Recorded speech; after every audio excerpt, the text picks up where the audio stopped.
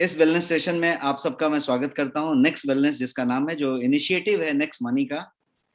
और इस पर्टिकुलर चीज में आज जो है हम बात कर रहे हैं 2022 का 2022 का ये पहला नेक्स्ट वेलनेस है। तो मैं आप सबको न्यू ईयर की बधाई देता हूं। Wish you a very happy, healthy and prosperous new year. और मैं आप सबका इस सेशन में स्वागत करता हूं। आज का जो हमने सब्जेक्ट लिया है वो सब्जेक्ट और ये चीज जो है स्पेशली एनआईसी के द्वारा बहुत लाया गया है आपके लिए। ये पूरा प्रोग्राम जो हर संडे को हम करते हैं, थोड़ी टीथिंग प्रॉब्लम्स में हम चल रहे थे, लेकिन अब इसको हम प्रॉपरली कर रहे हैं। आज का जो सब्जेक्ट हमने लिया है, आज का टॉपिक, वो टॉपिक है बवासीर, पाइल्स या हेमोरॉइड जिसको कहते हैं। उसके सब्जेक्ट पे हम आज बात करने जा रहे हैं और आज जो है उस सब्जेक्ट को हम लेके चलते हैं। इस टॉपिक में जैसा हमने आपको टाइटल दिया था कि बवासीर से कैसे बचें, how to prevent yourself from pile या हेमोरॉइड, जो भी बोले, तो आज उसको हम करेंगे। बट जैसा हमारा तरीका होता है, हम लोग पहले वाई को बड़ा तरीके से समझेंगे ताकि हाउ इजी हो जाए। The bigger is your why, the easier will be your how. तो आज हम थोड़ा सा बवासीर को और पाइल्स को और हेमोरॉइड को ठीक से जानेंगे और उसके बाद हम उसके बचाव के, रोकथाम के और इलाज के सब तरह की चीजों पे बात करेंगे। क्या सब तैयार हैं? Shall we start with this topic? Just give me some yes in the chat box. इस टॉपिक के साथ हम शुरू हो रहे हैं। Are you ready? Super. So let us get started. और अब मैं आपको स्लाइड बाय स्लाइड लेके चलता हूं, जितने कुछ पॉइंटर्स मैंने आपके लिए रखे हैं, और ये पॉइंट यहां से शुरू करते हैं। सबसे पहली बात करते हैं कि कभी समझते हैं कि पाइल्स, कभी बोलते हैं बवासीर, कभी कुछ बोलते हैं हेमोरॉइड।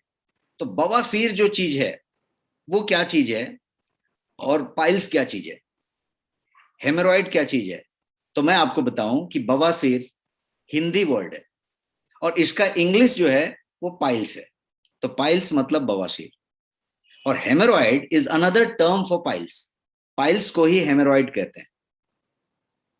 सो बवासीर, पाइल्स, हेमोरॉइड्स सब वन और द सेम थिंग है, सब कुछ एक ही है। तो पाइल्स बोले, हेमोरॉइड बोले, बवासीर बोले, अपने लैंग्वेज में जो बोलना है उसके हिसाब से बोल सकते हैं।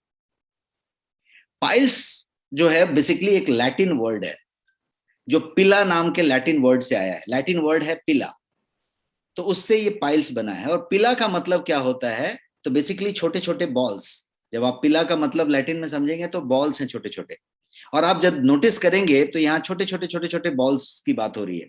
तो इसीलिए इसको पाइल्स कहा गया, राउंड राउंड बॉल्स को पाइल्स कहा गया। और ये पर्टिकुलर चीज जो है इस तरीके से पाइल्स, और इस तरीके से इसका नाम पाइल्स हो गया। पाइल्स प्रॉब्लम जो है काफी कॉमन है, काफी कॉमन है। एक इस ऐसी चीज है जो कम लोग बताते हैं, यदि है भी तो, और बहुत लोगों को इससे प्रॉब्लम रहती है और चलते रहते हैं। कितना ज्यादा है यदि बताऊं आपको, तो आज के मॉडर्न लाइफस्टाइल में ये बहुत ही ज्यादा कॉमन है, स्पेशली इन अर्बन पॉपुलेशन। जो शहरी पॉपुलेशन है, जनसंख्या है, उसमें ये बहुत ज्यादा है। एक एस्टिमेट के मुताबिक करीब 60% लोग, 60% पीपल गेट अफेक्टेड विद बवासीर और piles somewhere, some time in their life time. पूरे जीवन काल में करीब 60% लोग ऐसे होते हैं, 60% people who get affected with piles, कभी ना कभी अपनी जिंदगी में। इतना बड़ा रेशियो है ये, आधी से ज्यादा पॉपुलेशन की बात हो रही है, 60%। एक और आंकड़ा है, और वो आंकड़ा ये है कि about 80% of the people over 40 years suffer from piles. मतलब उसका एक एज ग्रुप है ना कि कब से शुरू हो जाएगा और कब से हो जाएगा, तो उसके हिसाब से वो 40 ईयर्स की बात हो रही है। तो ये जो पाइल्स वाली चीज है वो बहुत रैम्पेट है, सब जगह पे है, लेकिन बहुत कम लोग इसके बारे में बात कर पाते हैं, हेजिटेट करते हैं इसके बारे में बात करने के लिए, और वो जो चीजें हैं रह जाती हैं, और फिर वो प्रॉब्लम बढ़ता चला जाता है। तो मैं आपको समझाने जा रहा हूं कि क्या है ये बवासीर, ये जो पाइल्स है, what actually, understanding that piles और हेमोरॉइड, ये है क्या एक्चुअली, इसकी बात करते हैं। तो इसको समझने के लिए सबसे पहले तो मैं ये बताऊं कि ये जो वेन्स हैं, जो जो नर्व्स हैं, बारीक बारीक वेन्स हैं हमारे एनस में, जिसको कि हम, हमारा जो बॉटम है उसके एनस में बारीक बारीक वेन्स हैं, और वो जो वेन्स हैं उनसे ये कनेक्टेड है, स्वोलन वेन्स। वो जो है वेन्स जो है, स्वेलिंग आ गई है उसमें, और वो जो है इनलार्ज हो गए हैं, वो बड़े हो गए हैं। और यही इसका सबसे बड़ा कॉज यदि बोला जाए तो वो उस तरीके से आता है। और बवासीर या बाइल्स की बात करें तो ये सबसे कॉमन कॉज है आपके रेक्टल ब्लीडिंग का। यदि रेक्टल ब्लीडिंग हो रही है या वहां पे ब्लीडिंग हो रही है तो उसका सबसे कॉमन कारण बवासीर है। यदि हुआ तो 99% केस में यही हो सकता है 1-2% में कोई प्रॉब्लम है, कोई तरीके का दिक्कत है, किसी को कोई कैंसर हो गया, कोई ट्यूमर हो गया, वो अलग बात होगी। बट इक्का दुक्का परसेंट, 99% केस में यदि ब्लड आया तो वो बवासीर है, इतना क्लियर है। तो इसीलिए पाइल्स या बवासीर की बात करें तो ये क्या चीज है, तो एक लाइन में बोलेंगे तो स्वेलिंग है, जो आपके एनस के इन एंड अराउंड एरिया में, इनसाइड एंड अराउंड एरिया में डेवलप होता है, रेक्टम एंड एनस के एरिया में। और ये स्वेलन वेन्स और इनलार्ज ब्लड वेसल्स जो उसके एरिया में हैं, उनको जो है वो क्रिएट करता है। और प्रॉब्लम करता है कब, स्पेशली जब आप टॉयलेट जाते हैं, स्पेशली जब आप टॉयलेट पास कर रहे होते हैं, स्टूल पास कर रहे होते हैं या जोर लगा रहे होते हैं, तब ये सबसे ज्यादा तकलीफ करता है। क्यों ऐसा, कारण पे आ रहे हैं, क्यों ऐसा? तो वो इसलिए कि वो जो है, जो नैरो एकदम थिन वॉल है, जिसको कि आप नर्व की वॉल कहेंगे, वो पूरा का पूरा स्ट्रेच हो जाता है। जब आप जोड़ लगाते हैं तो स्ट्रेच हो जाता है, और स्ट्रेच होने से वो बल्जिंग होती है और इरिटेशन होता है, और वो एक तरीके से तकलीफ देता है, पेन होता है, और वो सारी चीजें होती हैं। So it's swollen veins in and around the anus area is the one topic. इसके अलावा बवासीर जो है बहुत ज्यादा पेनफुल कंडीशन है। एक ऐसा कंडीशन है जिसमें कि कभी दांत का दर्द कैसा होता है कि जिसको आप बिल्कुल झेल नहीं पाते, वैसा ही पाइल्स का पेन जो होगा वो इतना एक्सट्रीम होगा कि उसको जो है बहुत पेनफुल कंडीशन कहा जा सकता है। और यदि इसका सही समय पे इलाज नहीं किया गया, उसका ख्याल नहीं रखा गया, तो सफरिंग जो है कई गुना ज्यादा बढ़ जाता है, मल्टीफोल्ड इंक्रीज हो सकता है सफरिंग। और जब ये पुराना होता चला जाता है तो ये फर्दर कॉम्प्लिकेशन होने शुरू हो जाते हैं, क्योंकि जब ये इन्फ्लेमेशन बढ़ाता चला जाता है तो इसमें माने सोर्स बन जाते हैं, अल्सर बन जाते हैं, इंटेस्टाइन के इनर वॉल की तरफ चीजें होने लगती हैं, और तब इसको फिस्चुला कहा जाता है, और वो बहुत ज्यादा खतरनाक भयानक होता है। तो कहने का मतलब ये है कि नॉर्मली, जैसा मैं पहले स्लाइड पे भी ये बात कहा, कि लोग इसको हेजिटेट करते हैं बताने में, किसी से चर्चा नहीं करते हैं, खुद अपने आप रखते हैं, और उसको जो है फिर प्रॉपरली ट्रीट नहीं कर पाते, अपने रूटीन से भी हट नहीं पाते, मालूम नहीं होता है कि क्या करना है, क्या नहीं करना है, क्या खाना है, क्या नहीं खाना है। तो बहुत हद तक कोशिश करते रहते हैं, लेकिन बहुत ज्यादा कोशिश नहीं कर पाते हैं। और जब बहुत ज्यादा कोशिश नहीं कर पाते हैं तो ये अपने आप धीरे धीरे धीरे धीरे अंदर पनपता रहता है और केस बिगड़ता चला जाता है। तो मैं इस पॉइंट पे ये कहना चाहूंगा कि ये एक ऐसी चीज है जिसको कि दबा के रखने का कोई फायदा नहीं है, ये बाद में बहुत तकलीफ कर सकता है। इसके अलावा कैसे बनता है ये बवासीर? यदि हम पाइल्स की बात बताया कि गोल गोल राउंड बॉल्स हो जाते हैं, तो वो बनते कैसे हैं? How do they form, formation कैसे होता है? तो पाइल्स जो है वो डेवलप करता है जब आप, एक ही लाइन में समझा दूं कि जब आप प्रेशर देते हैं उस पूरे के पूरे एनस के एरिया के नर्व्स पे, जब आप प्रेशर देते हैं तो पाइल्स फॉर्म होता है। उसके वेन्स जो हैं एनस के अराउंड, उन वेन्स पे जब प्रेशर पड़ता है तो वो क्रिएट होता है। अब प्रेशर कैसे पड़ता है? उसकी पूरे लाइनिंग पे, उसकी पूरी लाइनिंग और एनस कैनाल जिसको कह सकते हैं, उसकी जो कैनाल है उस पे जब प्रेशर पड़ता है तब होता है। अभी इसमें कैसा है कि वो वेन्स जो है वो पूरा का पूरा एक जटिल नेटवर्क है, एकदम कॉम्प्लेक्स नेटवर्क है, वहां पे बहुत सारे वेन्स हैं, और उस वेन्स पे जब ब्लड वेसल्स जो हैं उस पे यदि प्रेशर पड़ता है तब ये काम शुरू होता है। अब इसको ठीक से समझते हैं कि ये कैसा फॉर्म कैसे होता है। तो सबसे पहली बात तो ये होती है कि ये जो वेन्स हैं वो लाइनिंग, वो वाइडर हो जाते हैं, इनलार्ज हो जाते हैं जब इन्फ्लेमेट होते हैं। तो जब इन्फ्लेमेशन बढ़ता है तो इनलार्ज हो जाते हैं। और इन्फ्लेमेशन के अलावा इन्फ्लेमेशन बढ़ने का भी कारण एक होता है, वो है लॉन्ग सिटिंग आवर्स। यदि मैं इस कुर्सी पे बैठा हूं और लगातार बैठा हूं 4 घंटे, 5 घंटे, 3 घंटे, और फिर मैं लंच ब्रेक के बाद आके फिर 4 घंटे बैठा हूं, फिर 3 घंटे बैठा हूं, फिर सोफा में बैठा हूं, फिर कार में बैठा हूं, या मैं ड्राइव करता हूं, मैं 2-2 घंटे, 3-3 घंटे ड्राइव करता हूं, तो बैठा हूं बैठा हूं बैठा हूं, सोफा में बैठा हूं, कार में बैठा हूं, ऑफिस के चेयर में बैठा हूं, घर के सोफा में आके बैठा हूं, बैठा हूं बैठा हूं बैठा हूं, if you are sitting continuously for more than some time, तो क्या हो रहा है, प्रेशर आ रहा है।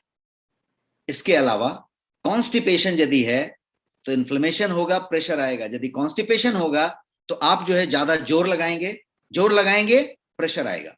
तो हम सारे प्रेशर की बातें कर रहे हैं। ज्यादा बैठने से, ज्यादा देर तक बैठने से, कॉन्स्टिपेशन होने से, कब्ज होने से, जोर लगाने से, भारी सामान उठाने से, कहीं पे उस पे यदि प्रेशर आता है उन नर्व्स पे, इन एंड अराउंड एरिया में, तो फिर किस तरीके से होगा,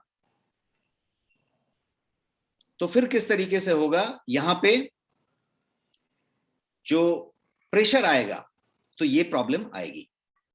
तो इनलार्ज्ड वेन्स हो जाएंगे, और उसके जो ओवरलेइंग टिश्यूज हैं, उसके ऊपर बहुत सारे टिश्यूज हैं ना, वो वेन है, वेन के ऊपर बहुत सारे टिश्यूज हैं, जो ओवरलेइंग टिश्यूज उसको कहेंगे, वो जो है स्वेलिंग शुरू कर देंगे, इन्फ्लेमेशन उसमें होनी शुरू हो जाएगी। और तभी जाके वही पॉइंट होता है जब वो छोटे छोटे बाउल्स डेवलप होने शुरू हो जाएंगे। कैसे होता है, ये जो बाउल्स हैं, ये जो बने, वो फॉर्म कैसे हो रहे हैं, कैसे डेवलप हो रहे हैं? तो पाइल्स नॉर्मली इस तरीके से जब प्रेशर आ रहा है तो ही फॉर्म हो रहा है, उसमें इन्फ्लेमेशन आ रही है, उसमें प्रेशर आ रहा है। हमने 2-3 चीजें डिस्कस की, लंबा सिटिंग आर, प्रेशर लगाना, भारी सामान उठाना, ये सब चीजों से प्रेशर आ रहा है। एक बात तो हो गई। अब जनरली बवासीर जब होगा, पाइल्स जब ही होगा, तो ये कोई ज्यादा बड़ा प्रॉब्लम नहीं करता है, और इसीलिए ये इग्नोर्ड रहता है। कभी कभी हल्का छोटा सा पेन आ गया, हल्का छोटा सा ये रह गया, कभी दिक्कत हो गई तो छोड़ दिया, क्योंकि वो बहुत ज्यादा कुछ तकलीफ नहीं कर रहा है, कुछ गड़बड़ नहीं कर रहा है, और इसीलिए वो इग्नोर्ड रहता है। पॉइंट यहाँ पे समझनी है कि इग्नोर क्यों रहता है।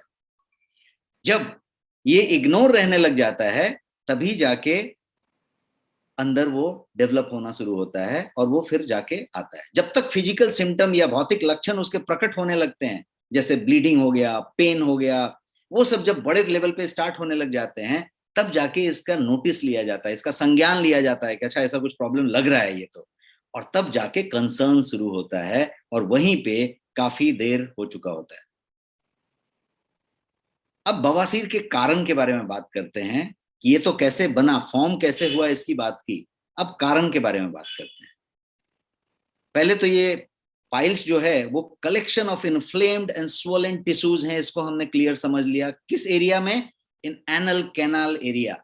जो एनस है उसके कैनाल एरिया में ये जो स्वोलन इन्फ्लेम्ड टिश्यूज हैं, एक लाइन बात तो हमने समझ ली, जिसमें ब्लड वेसल्स भी शामिल हैं, मसल्स भी शामिल हैं, सपोर्टिंग टिश्यूज भी शामिल हैं, और आपके इलास्टिक फाइबर्स भी शामिल हैं। ये सब कुछ मिला के सब एरिया में स्वेलिंग है, सब एरिया में इन्फ्लेमेशन है, और वहां पे तकलीफ हुई है। और ये रीजन जो इन्फ्लेमेशन का है, जिसकी वजह से स्वेलिंग हो रही है और ये तकलीफ हो रही है, उसके कई रीजन है, कारण बहुत सारे हैं, बहुत सारे कारण हैं। और उस कारण के लिए हम जो है एक एक करके कारण को समझते हैं। सबसे पहला कारण, उम्र का बढ़ना। फिर से सचिन जी कह रहे हैं कि आवाज नहीं आ रही है, is the sound not coming? Thank you so much. So उम्र का बढ़ना एक बड़ा कारण है। अब आप बोलेंगे उम्र तो सबका बढ़ेगा, तो ये कारण कैसे हो गया? उम्र का बढ़ना एक कारण है। एजिंग जिसको कहते हैं, तो एक कॉमन फैक्टर है। इसीलिए हमने बताया कि 40 साल से उम्र के 80% लोगों को पाइल्स होने की पूरी संभावना है और होती है। कभी ना कभी उसके उम्र में एक बार पाइल्स होती है उसको, और कभी नहीं संभाला तो फिर वो उम्र भर रह जाती है। तो उम्र का बढ़ना एक कारण है। जैसे जैसे हम एज होते हैं तो जो सपोर्टिंग टिश्यूज हैं वहां पे, वो जो है एनस के एरिया में या रेक्टम के एरिया में, वो कमजोर पड़ने लगती हैं, वीक होने लगती हैं। वो जो वेन्स हैं उसके एरिया में, वो इनलार्ज होने लगते हैं, वो बढ़ने लगते हैं। तो एक तो वीक हो गए सराउंडिंग टिश्यूज, सपोर्टिंग टिश्यूज, और जो वेन्स हैं वो एनलार्ज होने लगे, और वहीं पे प्रॉब्लम शुरू होती है। इसीलिए इसका उम्र से कनेक्शन है, उम्र से कनेक्शन है। तो एक तो बात हो गई उम्र की। दूसरा जो बात है वो लेना देना है इसका कॉन्स्टिपेशन से, क्रॉनिक कब्ज। Now coming, thank you. So we are talking about, पहले मैं फिर से रिकैप कर दूं कि पहले हम जो बात कर रहे थे वो उम्र का बढ़ना का बात किया था। अब एक दूसरा कारण जो है, बड़ा कारण, वो क्रॉनिक कब्ज का है, क्रॉनिक कॉन्स्टिपेशन। कब्ज बोले कभी किसी को हो गया, एक कभी होता है कि उसको बार बार कब्ज होता है, पुराना कब्ज है, होता रहता है, हफ्ते में 1-2 बार 4 बार हो जाता है, कब्ज होता ही रहता है। तो यदि कब्ज हुआ तो सबसे बड़ा पहला प्रॉब्लम क्या हुआ, जो कोर रीजन मैंने समझाया कि जोर लगाना पड़ेगा कब्ज में, ये फोटो जो मैंने दिखाया है, जोर लगाना पड़ेगा। तो जोर लगाएगा तो फिर से वही वाली बात हो रही है, उसी उसी वेन्स को जो है स्ट्रेन दिया जा रहा है, उस लाइनिंग पे जोर दिया जा रहा है, इन्फ्लेमेट किया जा रहा है। तो ये सबसे बड़ा एक दूसरा कारण बनता है। इसमें पाइल्स डेवलप होता है क्योंकि जो लोअर रेक्टम है उसमें प्रेशर आता है। और आज के मॉडर्न सेडेंट्री लाइफस्टाइल में जो पुअर डाइट हम लेते हैं, जो पूरा तला हुआ या जो जो बोलते हैं ना प्रोसेस्ड फूड लेते हैं, मैदा वाला चीज लेते हैं, फिजिकल एक्टिविटी कम करते हैं, अनहेल्दी फूड होता है, फाइबर कम होता है हमारे आहार में, फाइबर डाइट कम होती है, रेशे वाली चीजें कम होती हैं। तो होता क्या है कि ये सारा कुछ आपको कॉन्स्टिपेशन की तरफ ले जाता है और तकलीफ होती है। दूसरा जो है, कॉन्स्टिपेशन के साथ साथ स्ट्रेनिंग, ध्यान रखिए, जोर लगाना। अब दूसरी जो बात है वो है रिफाइंड और प्रोसेस्ड फूड। आज की डेट में हम जो कुछ भी खा रहे हैं मोस्टली वो प्रोसेस्ड है या रिफाइंड है। और जब हम रिफाइंड प्रोसेस्ड खा रहे हैं तो जिसमें फैट ज्यादा है, फ्राइड आइटम, सॉल्टी आइटम, इसमें शुगरी ड्रिंक की बात करें, शुगरी फूड की बात करें, हम बहुत सारा कुछ खाते रहते हैं, पीते रहते हैं, जो सारा कुछ इनडायरेक्टली वहां पे योगदान देता है किस बारे में, टिश्यूज को स्वेलिंग कराने में, ब्लड वेसल्स को जो है इनलार्ज कराने में योगदान देता है। और वो योगदान देने की वजह से इस तरीके का काम होता रहता है। इसके अलावा एक तीसरा जो अगला कारण है वो है मोटापा। आपकी आपकी जो वजन है, यदि आपकी बीएमआई 25 से ज्यादा है, ओवरवेट हैं या मोटे हैं, तो ये जो है मोटापा है।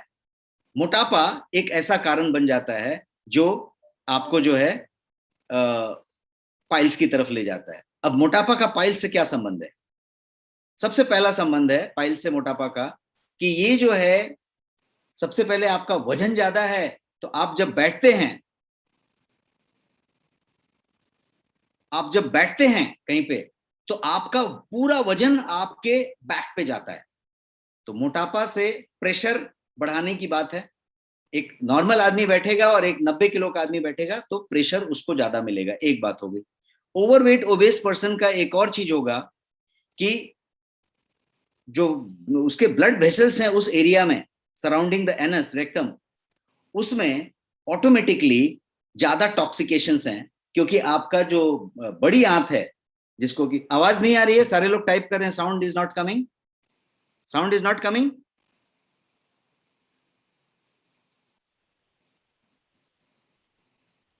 Is sound coming? आवाज आ रही है?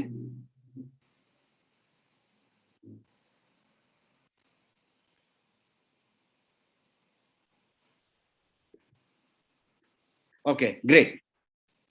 सो बहुत लोग इसमें कुछ कुछ टाइप कर रहे हैं, साउंड नहीं आ रही है तो कंफ्यूजिंग हो रहा है, उसके चक्कर में मैंने पिछली बार कुछ दबा दिया था। ओके सो आगे बढ़ते हैं। हम मोटापा की बात कर रहे हैं, तो मोटापा में कोलोन क्लिंजिंग की बात यदि करते हैं तो क्या करते हैं हम, कोलोन के टॉक्सिक की बात करते हैं।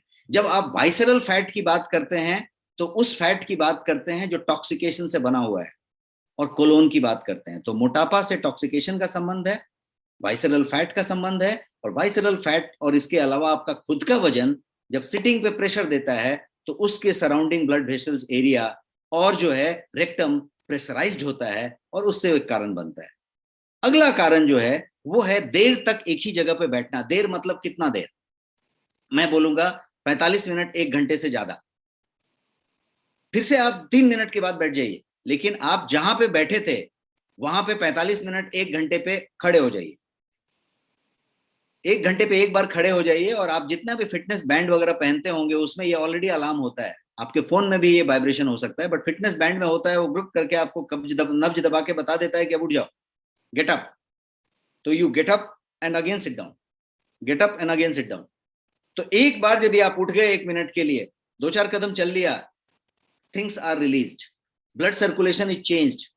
अभी यदि आप एक ही जगह पे बैठे रह गए, लगातार बैठे रह गए, प्रेशर दे के बैठे रह गए, तो एक प्रॉब्लम हो सकती है। और वो सारा कुछ इन्फ्लेमेशन, इरिटेशन, स्वेलिंग, ये सारा कुछ लेके जाता है। और जैसा मैंने बताया पिछले स्लाइड में कि एक्सेस वेट यदि हो, और यदि कुर्सी जहां पे आप बैठते हैं या बैठने की जो जगह है वो हार्ड है, सख्त है एकदम, कुशन नहीं है वहां पे, तो भी ज्यादा प्रेशर आपके वेन्स पे, नर्व्स पे पड़ता है, और वो जो है आपको बवासीर को पाइल्स की तरफ लेके जा सकता है। अगला जो कारण मैं बताऊंगा वो है गर्भ के समय महिलाएं ज्यादा प्रोन होती हैं इस पाइल्स के। उसका कारण क्या है? उसका कारण है कि वुमेन जब स्पेशली थर्ड ट्राइमेस्टर में होती हैं, तो थर्ड ट्राइमेस्टर में क्या होता है, 3 महीना 3 महीना 3 महीना, लास्ट वाले ट्राइमेस्टर में क्या होता है कि फ्रीक्वेंट कॉन्स्टिपेशन डेवलप होता है because of the physiological changes जो बॉडी के अंदर हो रहे होते हैं। और जब फ्रीक्वेंट कॉन्स्टिपेशन डेवलप होता है तो प्रेशर लगाने वाली बात होती है और स्ट्रेनिंग वाली बात होती है ड्यूरिंग द स्टूल पासिंग, और तभी वो वेन्स पे स्ट्रेन आता है, प्रेशर आता है, और वेन्स में स्वेलिंग होती है, क्योंकि उस समय फिजियोलॉजिकल चेंज बढ़ चुका होता है और वजन भी बढ़ चुका होता है। तो जो मैंने बताया मोटापा वालों का प्रॉब्लम, वो प्रॉब्लम अपने आप ऐड हो जाता है। इसके अलावा कॉन्स्टिपेशन डेवलप हो जाता है, अपने आप ऐड हो जाता है। तो जो 2-3 कारण अभी तक हम बड़ा बड़ा समझे, वो सारे कारण इसमें ऐड हो जाते हैं, और बैठने वाला कारण भी इसमें ऐड हो जाता है, क्योंकि चूंकि उनके पास एक अलग फिजिकल कंडीशन होती है, तो बहुत ज्यादा एक्टिव नहीं रहते, बहुत ज्यादा भागदौड़ नहीं करते, बैठे रहते हैं ज्यादा समय। वही बताया गया है और वही होना चाहिए। तो ये तीनों चीज मिलके पाइल्स की तरफ लेके जाते हैं, और इसीलिए ये जो है प्रेग्नेंट वुमेन के थर्ड ट्राइमेस्टर में ये कॉमन होता है, और ये जब डिलीवरी हो जाती है तो ये अपने आप ठीक भी हो जाता है। तो इट गेट्स बेटर, किसी किसी का फिर कंटिन्यू हो गया, अदरवाइज ये ठीक हो जाता है। So this is another reason. अब हम बात करें एक और रीजन की, और वो रीजन है अनुवांशिक कारण, हेरेडिटरी रीजंस। मान लीजिए कि किसी के फैमिली में, किसी के फादर का, किसी के दादाजी का, किसी के किसी और का, माताजी का, या किसी का पाइल्स का शिकायत रहा है, तो संभावना है कि उस ट्री में आगे जो है ये प्रॉब्लम आएगा। उसका क्या कारण है? उसका कारण है कि जो जो मैंने बताया कि वो कोशिकाओं के इलाके का एरिया, नर्व बड़े हो जाते हैं, इनलार्ज हो जाते हैं, वो हेरेडिटी में है, हेरेडिटी में ही इनलार्ज हो रहा था, इन्फ्लेमेशन हो रही थी, स्वेलिंग हो रही थी, हेरेडिटी से चला आ रहा था, और उस तरीके से ये जो है इनहेरिट कर लिया जाता है स्वेलन वेन को। थिनर वॉल, जो उसके वॉल हैं वो पतले होते हैं, और हेरेडिटी में यदि पतले चले आ रहे हैं तो पतला वॉल ज्यादा जल्दी स्ट्रेन लेगा और ज्यादा जल्दी जो है इन्फ्लेमेट हो जाएगा, और एनल रीजन के एरियाज में वो जो है पाइल्स का फॉर्मेशन करेगा, राउंड राउंड बॉल्स को। अब बात करते हैं बवासीर के प्रकार की, types of haemorrhoid, types of piles. बहुत सारे डिफरेंट डिफरेंट साइज की वजह से, इंटरनल, एक्सटर्नल, इन सब रीजन की वजह से, इन सब कारणों की वजह से इसके बहुत सारे प्रकार हैं। क्या क्या प्रकार हैं? तो मैं 2 प्रकार मोटा मोटी आपको बताऊंगा। एक प्रकार है जिसको इंटरनल पाइल्स कहते हैं, आंतरिक।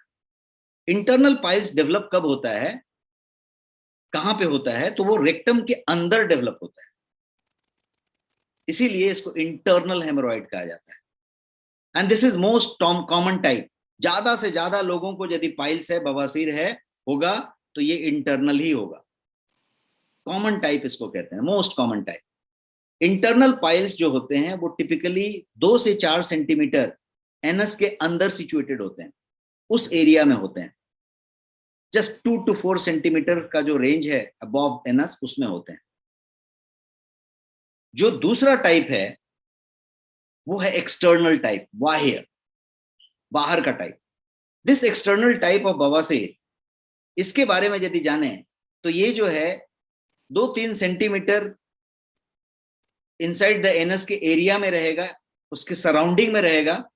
एक्सटर्नल पाइल्स जो होगा वो उसके एरिया के सराउंड स्किन को, आउटसाइड एज पे, उनके घेरे पे, उन सब जगहों पे ये करेगा, इसीलिए इसको एक्सटर्नल क्या बोलते हैं, पाइल्स बोलते हैं। मैंने यहाँ पे आपको इंटरनल का एक पिक्चर दिखाया था, जो देखिए ये अंदर की तरफ था, अंदर था, ये बाहर नहीं था, बाहर से कुछ पता नहीं चलेगा। बाहर से देख के कुछ भी नहीं बताया जा सकता, खुद भी आप कोई आदमी नहीं बता सकता। और ये जो चीज है बाहर वाला, ये बाहर की तरफ है, ये बाहर देख के बताया जा सकता है। अब एक्सटर्नल इंटरनल दो बातें तो हमने की, बट एक मजेदार बात इसमें यह है कि despite of this external and external name, किसी को एक्सटर्नल बोलते हैं, किसी को एक्सटर्नल बोलते हैं, इंटरनल पाइल जो है कैन इनलार्ज और एक्चुअली कैन ड्रॉप डाउन, जिसको प्रोलैप्स कहते हैं। ड्रॉप डाउन मतलब वो बाहर निकल जाएगा। ये जो अंदर दिख रहा है आपको, मैं इंटरनल पे ले जाता हूं, ये जो अंदर दिख रहा है ये बाहर आ जाएगा, और स्टिल इसको इंटरनल कहेंगे। बाहर निकल गया इसको बाहर नहीं कहेंगे, इसको इंटरनल कहेंगे। और उसके अलावा जो बाहर वाला है, जिसको हम बाह्य कहा या एक्सटर्नल कहा, वो जो है नॉट ऑलवेज सीन आउटसाइड, ये कभी कभी अंदर भी होता है, जो जिसका ओपनिंग है उसके अंदर भी हो सकता है, जैसे यहां पे दिख रहा है।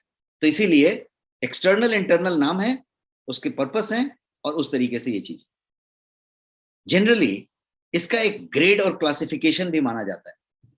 बोलते हैं कि प्रकार तो हुआ, लेकिन एक ग्रेड है, टाइप है, कि इसको क्लासिफाइड किया जाए कि भाई कितने तरह के क्लास हैं। तो इसके बेसिकली 4 ग्रेड्स हैं। सबसे पहला है ग्रेड 1 हेमोरॉइड। ग्रेड 1 हेमोरॉइड में क्या होता है कि स्मॉल स्वेलिंग्स होते हैं, हल्का इन्फ्लेमेशन होता है, और इनसाइड लाइनिंग में ये सारा कुछ होता है एनल कैनाल के। एनस का जो कैनाल है उसके इंटरनल एरिया में, इंटरनल लाइनिंग पे हल्का सा स्वेलिंग, हल्का सा इन्फ्लेमेशन होता है, इसको ग्रेड 1 कहते हैं। ये बाहर से बिल्कुल विजिबल नहीं है, and nor you can feel them, feel भी नहीं कर सकते आप। तो दिस इज ग्रेड 1। अब ग्रेड 2 क्या है?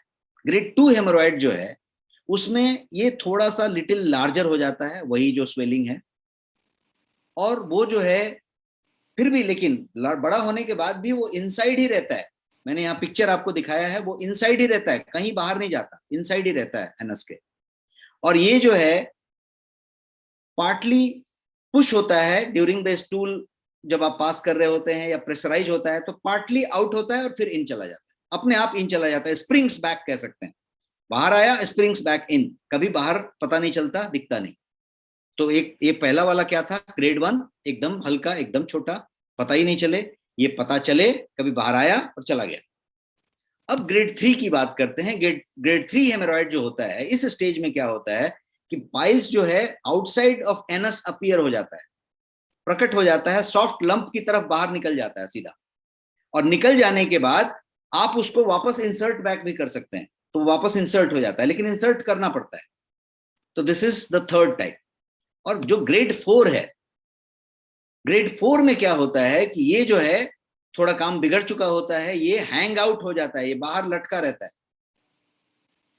एंड ये जो है अच्छा खासा साइज में होता है, ये आउटसाइड एनस पे पड़ा रहता है, and you can not push them back. Grade 3 वाले में क्या था, बाहर निकल गया, आपने फिंगर से पुश बैक कर दिया। यहां पे ये 4th ग्रेड वाला पुश बैक नहीं होता, ये बाहर ही होता है और बाहर लग जाता है। So this is the 4 grades. अब बवासीर के लक्षण की बात करें कि क्या क्या लक्षण है बवासीर के, सिम्टम्स क्या क्या हैं, तो मैं आपको 7 लक्षण आज बताने जा रहा हूं, जिसको कि आप कोर की लक्षण कह सकते हैं, की सिग्निफिकेंट क्या बोलते हैं, सिम्टम्स कह सकते हैं। 7 टाइप्स, और ये 7 में सब कुछ कवर हो जाता है। और ये डिपेंड करता है बहुत सारी चीजों पे, उसके प्रकार पे भी, एक्सटर्नल है कि एक्सटर्नल है, उसके हिसाब से सिम्टम आएगा। The symptom can also depend on कितना बड़ा है, साइज क्या है, पोजीशन क्या है, उसका ग्रेड कौन सा है, इन सब चीजों पे सिम्टम डिपेंड करेगा। बट मैंने जो ये 7 सिम्टम्स बना के आपके लिए लाए हैं, वो 7 सिम्टम्स एकदम आम आदमी की भाषा में 7 के साथ चेक मार लिया तो 7 सिम्टम की बात हो रही है। तैयार हैं आप? Type yes in the chat box यदि तैयार हैं तो मैं 7 सिम्टम बताने जा रहा हूं एक के बाद एक। 7 स्पॉट सिम्टम्स अबाउट पाइल्स, कि क्या क्या सिम्टम्स हो सकते हैं।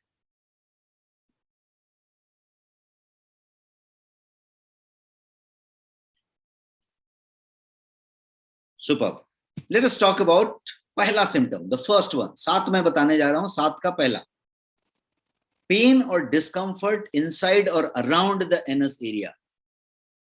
एनस एरिया के आपके बॉटम के इनसाइड में या अराउंड में। कभी कभी क्या होता है कि इनसाइड की तरफ होता है, आपको पता नहीं चलता कि दर्द किस चीज का है, पेट में दर्द नहीं है, ना ही बॉटम में दर्द है, लेकिन ये है कहाँ पे, कुछ उसी के आसपास कहीं हल्का दर्द देने की बात करता है। और यदि आप कभी वॉशरूम में जाके हल्का सा बैठने की कोशिश किए, हल्का जोर लगाने की कोशिश किए, तो दर्द थोड़ा बेहतर लगता है और फिर आप आ जाते हैं और दर्द जो है थोड़े मिनट के बाद वैनिश हो जाता है। ऐसा जो मैंने स्टडी किया है उसके हिसाब से, जो मैंने कुछ डॉक्टरों से इस बारे में, एक स्पेशलिस्ट से बात की है आपके सेशन को बनाने के पहले, उससे हिसाब से ये जो है काफी लोगों को कॉमन होता है और कभी कभी अक्सर हो जाता है। और जब ये होता है तो ये पहला सिम्टम है, ये पहला सिम्टम है, ये ग्रेड 1 की तरफ इशारा कर रहा है, कहीं पे ये है। इसको आप प्री पाइल्स कह के चलें। प्री पाइल्स कोई टर्म नहीं है, ये मेरा बनाया हुआ टर्म है। मैं आपसे बोल रहा हूँ प्री पाइल्स, जैसे प्री डायबिटीज होती है।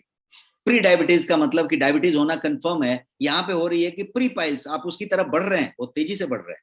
तो ये पहला सिम्टम हो गया। अब दूसरे सिम्टम की बात करते हैं। दूसरा सिम्टम है इचिंग, खुजलाहट हो रही है, इरिटेशन हो रहा है। कहां पे? वहीं पे एनल एरिया में, एनस रीजन में। यदि ऐसा हो रहा है तो ये पाइल्स की तरफ इशारा कर रहा है। अब आगे बढ़ते हैं। तीसरा, तीसरा क्या है? तो स्वेलिंग है, इन्फ्लेमेशन है एंड हार्ड लंप है आपके एनस के एरिया में। आप यदि टच करके फील करें तो हार्ड लंप्स बन रहे हैं, स्वेलिंग हो रही है, इन्फ्लेमेशन हो रही है। तो यदि ऐसा है तो ये थर्ड लक्षण हुआ। अब चौथे की बात करते हैं। चौथा सीधे सीधे सीवियर पेन दे रहा है जब भी आप स्टूल पास करने जाते हैं। सीवियर पेन होता है जब आप स्टूल पास करने जाते हैं, इसका मतलब है कि पाइल्स है। पांचवा, द फिफ्थ थिंग इज, यदि आप तुरंत वॉशरूम से वापस आए हैं एंड स्टिल आपको बहुत ज्यादा, वो बोलते हैं ना, पेट साफ नहीं लग रहा है, you are not feeling as if एकदम क्लियर हो गए। यदि आपको अनक्लियर स्टोमक का फीलिंग आ रहा है वॉशरूम से जाके आने के बाद भी, तो ये उसकी तरफ इशारा कर रहा है, कहीं पे प्रॉब्लम उस तरीके का इशारा कर रहा है। छठे नंबर की बात करते हैं, सिक्स्थ रीजन, सॉरी लक्षण, सिम्टम। छठा है पेनलेस ब्लीडिंग।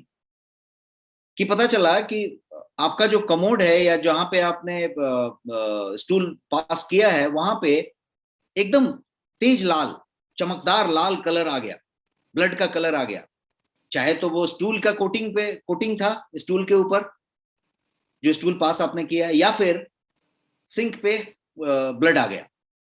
ब्लड आपको दिखाई पड़ा, एकदम चमकदार लाल ब्लड, और आपको किसी तरीके का कोई पेन नहीं हुआ, किसी ने काटा नहीं, काट के ब्लड नहीं निकला। तो पेनलेस यदि ब्लीडिंग हुई तो ये सीधे सीधे ड्यूरिंग बाउल मूवमेंट, तो ये सीधे सीधे इशारा कर रहा है कि भाई वो है। अब सेवेंथ की बात करते हैं। टोटल 7 थे, सातवां है spotting bright and red blood in your stool. छठा सातवां में फर्क समझिए। छठा का मतलब हुआ कि ब्लड आया, आपको कोई पेन नहीं हुआ, बिना पेन के ब्लड आते हैं, अक्सर आ जाता है, थोड़ा बहुत आ जाता है। और इसका मतलब हुआ सातवें का कि spotting blood red in your stool, red blood in your stool. तो ये एक चीज हुई। अब ये 7 के 7 लक्षण तो हुए, लेकिन इन कोई भी लक्षण को यदि आप नोटिस करते हैं तो मैं ये कहूंगा कि do not ignore it, you should never ignore this symptoms. कोई भी 6-7 में से कोई भी सिम्टम यदि आपको हुआ तो आप कभी भी उसको इग्नोर ना करें, आप तुरंत डॉक्टर को कंसल्ट करें, अपना एग्जामिनेशन करवाएं और उसके बाद ट्रीटमेंट करवाएं। लेकिन हम लक्षण की बात कर रहे थे, सिम्टम्स की बात कर रहे थे। अब मैं यदि आपको बताऊं कि बहुत समय ऐसा होता है, अक्सर ऐसा होता है कि बवासीर या पाइल्स या haemorrhoid may not have any symptom, कोई भी सिम्टम नहीं आएगा। जो 7 सिम्टम की हमने 7 सिम्टम्स की बात की, उसमें से कोई भी सिम्टम नहीं आएगा और वो कंप्लीट साइलेंट ही रहेगा and still you have piles. उसके लिए क्या करना पड़ेगा? तो उसके लिए आपको पता भी नहीं चलेगा कि आपको बवासीर है, आपको पाइल्स है, और पाइल्स रहेगा, पाइल्स डेवलप होता रहेगा, ऐसा भी संभव है। तो इसके लिए बहुत जरूरी है कि you start reading your body signals. आपका बॉडी कुछ ना कुछ सिग्नल देता है। स्टूल के, आपके टॉयलेट जाने के टाइमिंग का ध्यान रखिए, टॉयलेट में जाके कितने देर बैठना पड़ रहा है उसका ध्यान रखिए। आप यदि एक ही पर्टिकुलर टाइम पे ही जा रहे हैं तो उसका ध्यान रखिए। यदि आप गए और जाके वहां पे आपको मोबाइल पे कुछ स्क्रॉल करके पढ़ना पड़ रहा है या न्यूज़पेपर पढ़ना पड़ रहा है या बहुत देर तक बैठना पड़ रहा है, उस टाइम पे नहीं आ रहा है, तो ध्यान रखिए ये सब बॉडी सिग्नल्स हैं, इसको आप रीड कर सकते हैं। ये सब बॉडी सिग्नल्स हैं। यदि आप बहुत देर तक बैठ रहे हैं, बैठ के उठ रहे हैं, कोई तरीके का पेन नहीं है, कोई प्रॉब्लम नहीं हो रहा है, लेकिन आपको कुछ हल्की फीलिंग हो रही है कुछ इधर उधर, आप उसको रीड कीजिए। तो बॉडी सिग्नल्स हो सकते हैं जो इन सातों लक्षण से अलग हो सकता है। इसलिए मैंने एक और पॉइंट आपको दिया यहाँ पे कि do not ignore even those symptoms, और इसको बहुत केयरफुली बॉडी सिग्नल्स को रीड करने की जरूरत है। अब मैं बताने जा रहा हूं कि कैसे पता करें कि आपको या मुझे बवासीर है, पाइल्स है, ये पता कैसे करें, कैसे पता करें कि यहाँ पे बवासीर है। इसके लिए मैं आपको सिंपल तरीके बता रहा हूं। पहला तो तरीका बताऊंगा कि ये 7 के 7 जो सिम्टम्स मैंने आपको बताए 1 to 7, इसको आप टिक करें। कोई भी इसमें से एक लागू है आपके ऊपर तो ये जो है सिम्टम हो गया बवासीर वाला। कॉन्स्टिपेशन है, क्रॉनिक है, वो बात हो गई। लॉन्ग सिटिंग आवर्स की बात हो गई, तो आप ज्यादा प्रोन है। और यदि आप लंबा समय तक बैठ रहे हैं तो आप ज्यादा प्रोन हैं। और ये जो तरीका है ये आपने चेकलिस्ट से निकाल लिया। अब simple way to confirm and check कि you have this seven symptoms, आप जो है कोई भी उसमें से टिक कर लिया। कोई भी यदि एक टिक है तो आप समझ लें कि आपके पास कोई प्रॉब्लम है ये वाली, और आपको डॉक्टर को मिलना चाहिए। बवासीर है यदि इसमें से कोई पॉइंट क्लियर होता है तो आपको है पाइल्स और आपको डॉक्टर से मिलना चाहिए। अब डॉक्टर क्या करेगा? तो डॉक्टर सबसे पहले तो आपसे बहुत सारे सवाल पूछेगा। आपका डॉक्टर आपसे बहुत सारे सवाल पूछेंगे, इसलिए पूछेंगे कि ये सब जानना चाहेंगे कि इस लक्षण में से, इस कारणों में से, आप बहुत देर तक बैठते हैं क्या, कॉन्स्टिपेशन होता है क्या, इन्फ्लेमेशन होती है क्या, आप क्या बोलते हैं फाइबर बहुत कम लेते हैं क्या, आप प्रोसेस फूड ज्यादा लेते हैं क्या, ऐसी ऐसी ऐसी से बहुत सवाल पूछ के he will zero down, he is expert, he will zero down कि क्या क्या आपके इश्यूज में आ रहे हैं। एक बात हुई। दूसरा, वो फिजिकल एग्जामिनेशन करेंगे डॉक्टर। फिजिकल एग्जामिनेशन वो ग्लव्स पहन के फिंगर के हिसाब से वो एक फिजिकल एग्जामिनेशन करते हैं, और वहां पे वो किसी तरीके का राउंड राउंड बॉल फॉर्म हुआ है क्या उसको वो चेक करते हैं, और वो चेक करके बता देते हैं कि बवासीर है क्या, पाइल्स है क्या कि नहीं है। And depending on your case किस तरीके का है, doctor can ask for further examination. और फर्दर एग्जामिनेशन बहुत सारे हो सकते हैं, जैसे एक प्रोक्टोस्कोपी होता है, उसमें जाके डिटेल्ड तरीके से एग्जामिनेशन। एक और भी तरीका होता है जिसमें कि आपका डिटेल्ड बाउल एग्जामिनेशन किया जाता है, जिसको कोलोनोस्कोपी कहते हैं। और ये सब जो प्रोक्टोस्कोपी, कोलोनोस्कोपी इसलिए किया जाता है कि बाकी सब कारणों को रूल आउट किया जाए कि कहीं कोई कैंसर तो नहीं, कहीं कोई बात तो नहीं, कोई और चीज तो नहीं, उन सब चीजों को रूल आउट कर दिया जाए। एलिमिनेशन प्रोसेस है। सब कुछ करने के बाद जीरो डाउन हो गए कि भाई ये बवासीरी है और ये पाइल्सी है और ये इस स्टेज में है, ग्रेड है कौन सा, A grade 1, grade 2, grade 3, grade 4 बता के आपका चीज हो गया। अब एक और चीज हम समझना चाहेंगे कि कभी कभी आप सुनते हैं एक शब्द भगंदर बोलते हैं। बवासीर और भगंदर में क्या फर्क है? बवासीर, difference between piles and fistula, भगंदर को इंग्लिश में फिस्चुला कहते हैं। तो बवासीर is not fistula, piles is not fistula, दोनों अलग अलग है। तो समझ लेते हैं सिंपल लाइन में कि बवासीर जो है वो जो है गुदा और मलाशय के नीचे के भाग में रक्त वाहिनियों के सूजन से होती है। इसमें गुदा और मलाशय में मस्से बन जाते हैं, छोटे छोटे, जो मैंने बोला राउंड राउंड पाइल्स बन जाते हैं, वो मस्से बन जाते हैं, और जिनके फूलने से उसमें इन्फ्लेमेशन और स्वेलिंग होती है और खून निकलता है और दर्द होता है। तो ये हुआ बवासीर का मामला। लेकिन जब भगंदर की बात करेंगे, फिस्चुला की बात करेंगे, तो उसमें मस्से नहीं बनते। भगंदर एक घाव युक्त नली बन जाता है, एक पूरा का पूरा एक नली बन जाता है, केनाल बन जाता है, और वो जो है इंटरनल ओपनिंग उसका इधर होता है, और जो एक्सटर्नल ओपनिंग जो होता है उसका स्किन के अंदर होता है। तो भगंदर उन लोगों को होता है जिनके मल द्वार के पास कोई फोड़ा हो जाता है, कोई इस तरीके का एक ऐसा लंप बन जाता है, और उस फोड़े में बहुत सारे मुंह बन जाते हैं, बहुत सारे माउथ ओपनिंग आ जाते हैं। तो ये भगंदर हुआ। ये जो पाइल्स है जब बहुत लंबे समय तक एड्रेस नहीं होता है, बहुत लंबे समय तक चलता रहता है, उसके बाद भी लॉन्ग सिटिंग होती रहती है, कॉन्स्टिपेशन होती रहती है, खाने का सिस्टम नहीं चेंज हुआ रहता है, क्रॉनिक होता चला जाता है, तो वो जाके भगंदर में तब्दील हो जाता है। तो ये दोनों अलग अलग बातें। अब बवासीर से बचने के उपाय पे आते हैं। क्या क्या उपाय हैं, कैसे बच सकते हैं?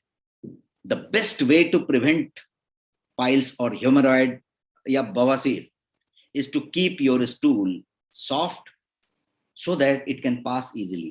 क्योंकि मैंने एक ही बात बताया कि जोर लगाने से, स्ट्रेन देने से वहां पे तकलीफ आती है। स्ट्रेन कुछ भी हो सकता है, आप वहां पे जोर ना लगाएं और आप एक भारी सामान उठाने की कोशिश करें तो स्ट्रेन आएगा वहां पे। तो स्ट्रेन होने से होता है, बहुत सारे लोग वो जिम में जाके बहुत सारा कुछ करते हैं, उनको भी कभी कभी तकलीफ हो जाती है। तो ये स्ट्रेन नहीं देना है। तो सबसे पहला कारण जो मैं उपाय बताऊंगा वो उपाय ये है कि आप सारा वो कोशिश करें जिससे कि आपका स्टूल जो है, जो आपका टॉयलेट है, स्टूल है, वो सॉफ्ट हो, वो हार्ड ना हो, सॉफ्ट हो और वो इजीली पास हो जाए। क्योंकि सारा मामला टू मच प्रेशर का है in the veins around your anus. सारा मामला टू मच प्रेशर का है। सो avoid constipation at all stage, at all cost.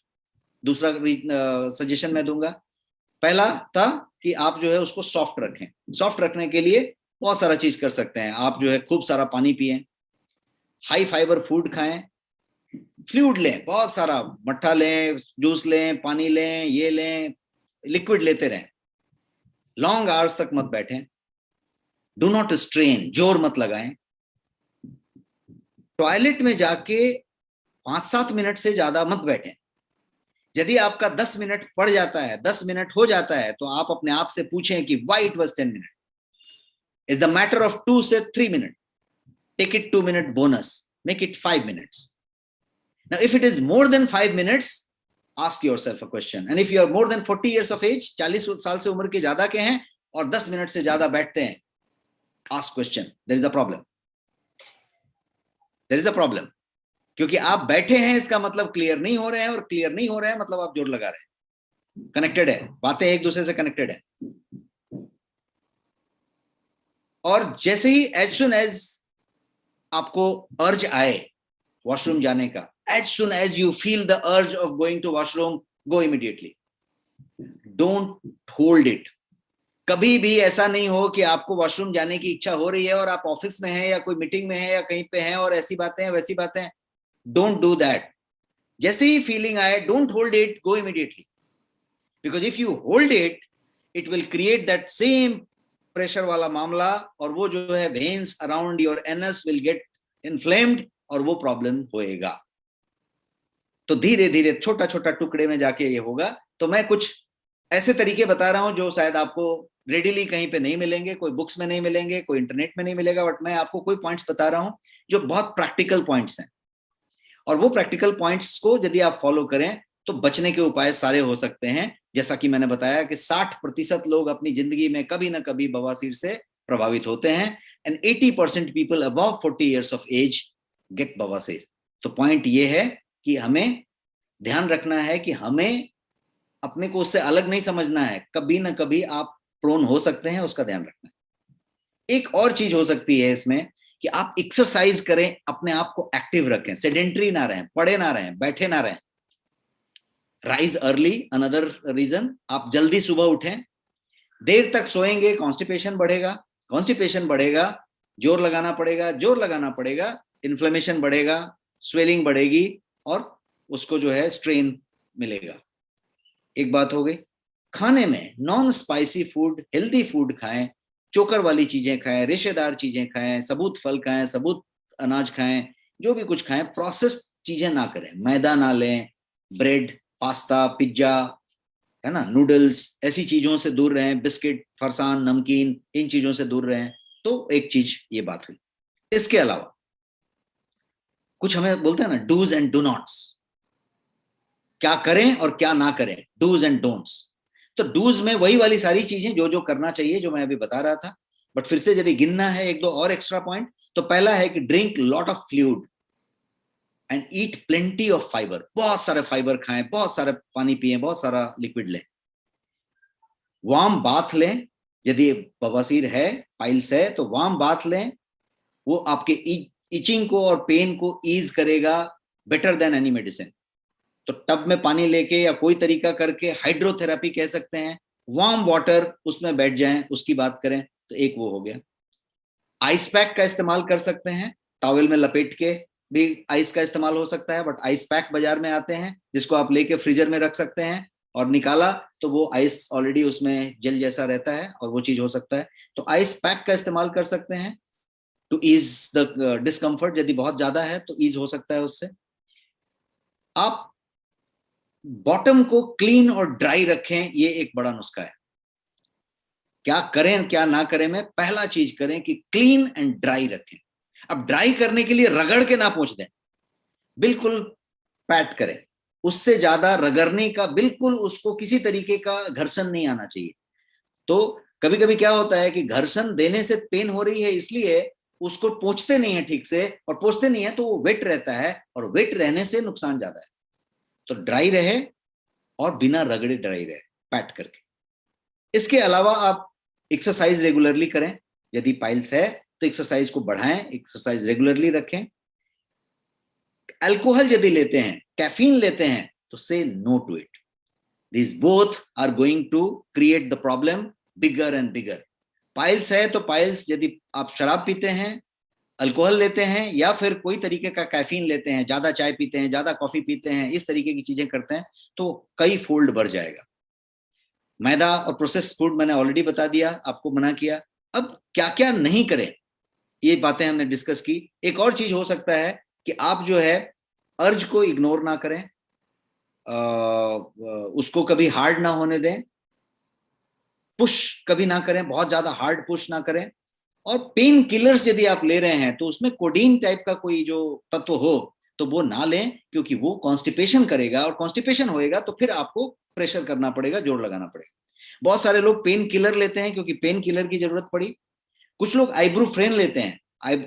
आइब्रोफ्रेन यदि लेते हैं आप, तो उसमें क्या होता है कि वो पाइल्स की ब्लीडिंग के लिए लिया जाता है, और उसको नहीं लेना चाहिए आइब्रोफेन, क्योंकि उससे आपका ये प्रॉब्लम और बढ़ जाएगा। और यदि आप ज्यादा टाइम तक बिता रहे हैं तो वो नहीं करना चाहिए। आगे बढ़ते हैं और पॉइंट की बात करते हैं कि इलाज क्या है इसके।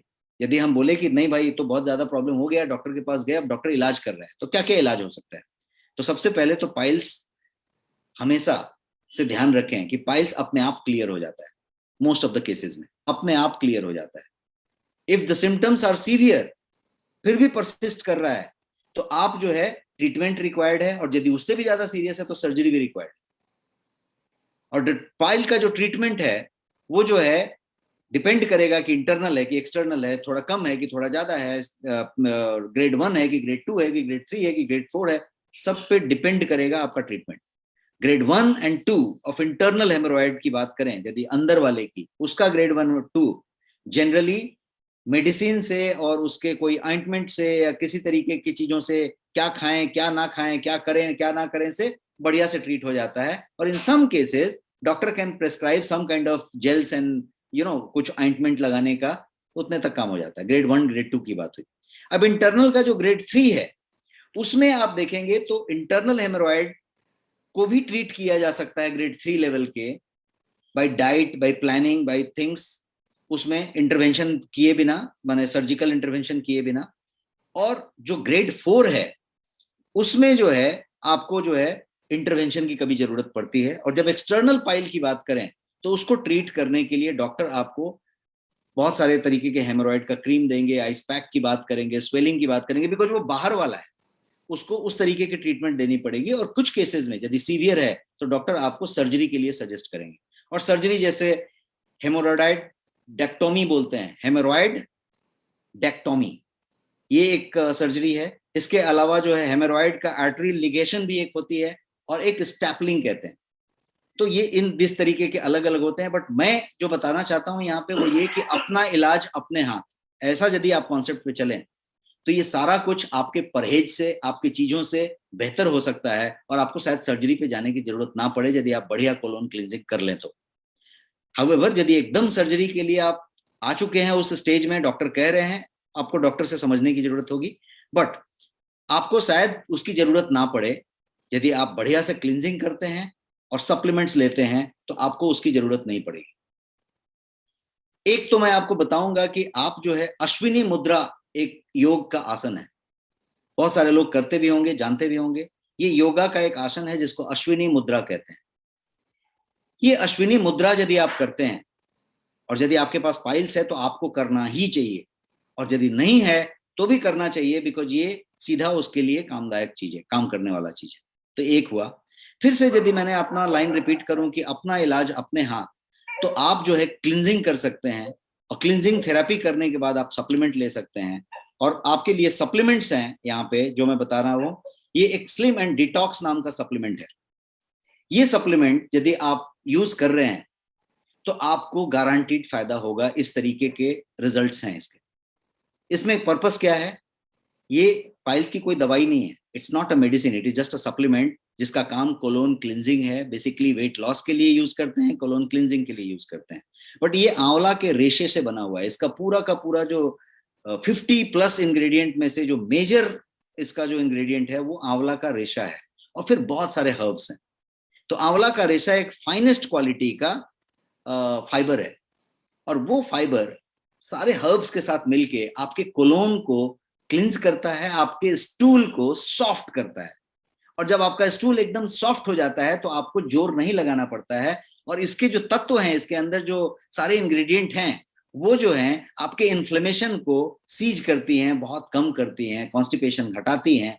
तो ये सारा चीज होके अपने आप आराम मिलने लग जाता है, और ये चीज हो सकता है। यहाँ पे डॉक्टर राजन बता रहे हैं कि very effective for piles, I have used for my patients. So ये काफी टेस्टिमोनी हमारे पास 500 से ज्यादा टेस्टिमोनी हमारे पास पर्सनली मेरे पास है, जिसमें कि डॉक्टर ने कह दिया कि अभी ऑपरेशन करना पड़ेगा, और लोगों ने इसको इस्तेमाल किया और वो फिर चीजें हो गई और बेहतर हुई।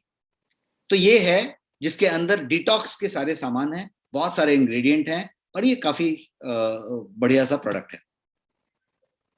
एक और प्रोडक्ट है जो बहुत जल्द आपके पास अवेलेबल हो जाएगा 2 to 3 वीक्स टाइम में। वो प्रोडक्ट है पाइल्स केयर। ये भी गोयंग का प्रोडक्ट है, और ये स्पेशलाइज्ड प्रोडक्ट है पाइल्स केयर के लिए, जिसका पाइल्स केयर से लेना देना है। किसी को 7 सिम्टम में से एक भी सिम्टम आया, किसी की फैमिली में कभी था, कोई एक सिम्टम लेता है कि लंबे समय तक बैठता है, किसी को टॉयलेट में 10 मिनट से ज्यादा बैठना होता है, किसी को कॉन्स्टिपेशन वीक में एक बार हो जाता है, हर व्यक्ति के लिए ये पर्टिकुलर चीज है जो एक बढ़िया काम करेगा, वो वाली बात है। और ये गोयंग का प्रोडक्ट है जो एक बढ़िया सा रेपुटेड सप्लीमेंट ब्रांड है। और ये सारा गोयंग आपका जो है नेक्स्ट शॉपी पे अवेलेबल है, रिवॉर्ड पॉइंट्स के साथ अवेलेबल है, आपके बेहतर प्राइसेस के साथ अवेलेबल है। और इसके अलावा ये सारे ई कॉमर्स पोर्टल पे अवेलेबल है, चाहे वो अमेजॉन हो, फ्लिपकार्ट हो, बिग बास्केट हो, 1mg हो, सीनियोरिटी हो, या इस तरीके के पोर्टल्स पे। और यदि आपने नेक्स्ट मनी ऐप डाउनलोड किया हुआ है और अभी उसको एक्टिवेट नहीं किया हुआ है, तो मैं कहूंगा कि उस ऐप को एक्टिवेट कर लें, गेट रिवॉर्डेड, बिकॉज ये सारे प्रोडक्ट्स जो मैं बता रहा हूं इसमें आपको रिवॉर्ड्स मिल सकते हैं। आपके द्वारा बताए हुए लोग यदि इस प्रोडक्ट को लेते हैं तो आपको भर भर के रिवॉर्ड मिलते हैं, और आपका वॉलेट भरता जाता है, और आपको बहुत सारे इंसेंटिव मिलते चले जाते हैं, आपके पॉइंट्स मिलते चले जाते हैं। तो मैं कहूंगा कि आप ज्यादा से ज्यादा लोगों को इसको डाउनलोड करवाएं, नेक्स्ट मनी डाउनलोड करवाएं, नेक्स्ट शॉपी डाउनलोड करवाएं, कोई भी डाउनलोड करवाएं। उसमें ये नेक्स्ट वेलनेस का सेशन आप लाइव अटेंड कर सकते हैं वहां पे। Of course there is some teething issues in our first and second session, and we hope that अगले सेशन से हमारे पास कोई टीथिंग इशू नहीं होगी। गूगल प्ले पे भी अवेलेबल है, ऐप स्टोर पे अवेलेबल है, आप कहीं से डाउनलोड कर सकते हैं और आप इसको इस्तेमाल कर सकते हैं। मैंने आपका समय जितना लेना चाहिए उससे बहुत ज्यादा समय ले लिया है, क्योंकि गुफअप्स हुए थे बीच में और समय गया है, बट फिर भी मैं यहाँ पे Q&A के लिए आपको पॉइंट्स रखना चाहता हूं। आपके कुछ सवाल हैं तो आप टाइप कर सकते हैं, मैं 1-2 सवाल लूंगा ताकि आपके सवाल को लिया जा सके। कुछ Q&A जनरली जब तक आप सवाल टाइप कर रहे हैं, मैं 1-2 बता दूं कि सबसे पहले बहुत लोग ये पूछते हैं कि बवासीर है, पाइल्स है, तो क्या फ्रूट लेना चाहिए, कौन सा फ्रूट काम करेगा। तो कोई भी फ्रूट जो फाइब्रस है, जिसमें रेशे हैं, चाहे वो जामुन हो, चाहे वो खीरा ककड़ी हो, चाहे वो कोई और चीज हो, आप सेब है, नाशपाती है, सारा कुछ ले सकते हैं, और ये पाइल्स के लिए बहुत बढ़िया काम करेगा। लेकिन केला एक ऐसी चीज है, बनाना, यदि आप रोज एक केला खाते हैं, 3 केला खाते हैं, तो वो बहुत बढ़िया काम करता है, बिकॉज उसका डाइजेशन से बहुत लेना देना है। केला यदि आप खाते हैं तो डाइजेशन बहुत बढ़िया रहेगा, पाचन तंत्र आपका एकदम परफेक्ट काम करेगा, और केला में भरपूर फाइबर है, फाइबर की जो मात्रा है वो केला में भर के है। और इसीलिए ये पाइल्स के प्रॉब्लम को दूर करने में, स्टूल को सॉफ्ट बनाने में और स्टूल को बढ़िया से कंफर्टेबली पास करा देने के लिए बहुत मदद करता है। तो यदि किसी को आपके घर में पाइल्स है, पहचान में पाइल्स है, तो आप उनको केला के लिए जरूर रिकमेंड करें। और यदि आप खुद कॉन्स्टिपेशन वाले व्यक्ति हैं, हफ्ता में 1-2 बार कॉन्स्टिपेशन हो जाता है, तो केला जरूर खाना शुरू करें। एक ये बात हुई। दूसरा, केले में एक और चीज मौजूद होती है, उसको कहते हैं नेचुरल शुगर, जिसमें अच्छी खासी एंटीबायोटिक क्वालिटी होती है। और जब ये एंटीबायोटिक क्वालिटी वाली चीज जब आप ग्रहण करते हैं, तो जो इन्फेक्टेड एरिया है, जो बैक्टीरिया का ग्रोथ है, उन सबको, इन्फेक्टेड एरिया को बेहतर करता है, बैक्टीरिया के ग्रोथ को कम करता है। और इसीलिए मैंने बताया कि बनाना कोई मेडिसिन नहीं है, बट ये बनाना उस तरीके का है। मैं एक प्रोडक्ट फॉर्मुलेटर हूं, और मैंने एक प्रोडक्ट जो इसके लिए पाइल्स केयर जब फॉर्मुलेट कर रहे थे हम लोग 3 महीने पहले, तो हमने उसमें बनाना के लिए स्पेशल स्प्रे ड्राई पाउडर को इस्तेमाल किया, इसी गुण की वजह से। तो ये मैंने आपके क्यूएंडे में पहले बता दिया। एक और चीज आपके क्यूएंडे में बोलूं कि फैट का सेवन कम करें। आप जो फैट का इस्तेमाल करते हैं अपने खाने में, वसा का इस्तेमाल कम करें, खासतौर पर सैचुरेटेड फैट से प्रॉब्लम है।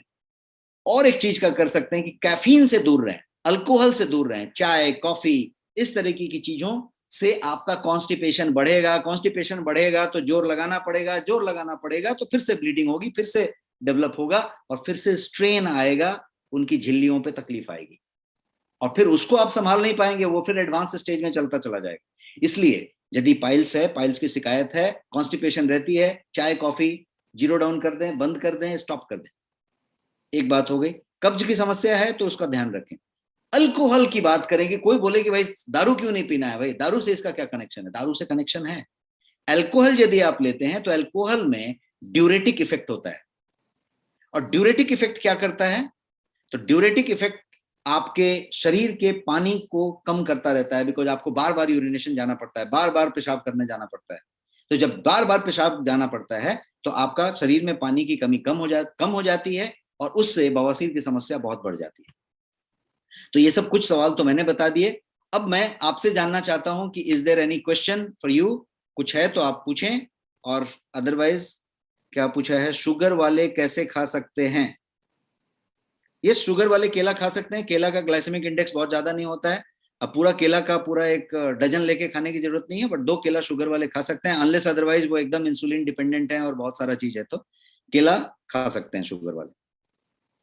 फिस्चुला के बारे में मैंने बताया सर कि फिस्चुला जो है, जिसको भगंदर कहते हैं हिंदी में, पाइल्स बाद में डेवलप होकर भगंदर बन जाएगा। भगंदर में किसी तरीके का, वो बोलते हैं ना, वो राउंड वो क्रिएट नहीं होता है, जिसको आपको बोल रहे हैं ना कि वो नहीं क्रिएट होता है। भगंदर में घाव बन जाता है, और घाव में बहुत सारे मुंह बन जाते हैं, और वो बाहर के साइड में होता है, जबकि पाइल्स या बवासीर अंदर की साइड में होता है, और उसमें बहुत सारे मस्से बन जाते हैं। भगंदर में कोई मस्सा नहीं बनता।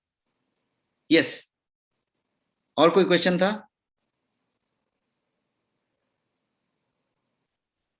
जाहिर अत्तारी जी बोल रहे हैं प्रोडक्ट क्लियर कीजिए। प्रोडक्ट तो मैंने एक्सप्लेन कर दिया। मैंने कुछ सप्लीमेंट्स के नाम बताए, जिसमें स्लिम एंड डिटॉक्स मैंने रिकमेंड किया कि आप ले सकते हैं, और मैंने बोला एक अपकमिंग प्रोडक्ट पाइल्स केयर के बारे में आप सोच सकते हैं, वो ले सकते हैं।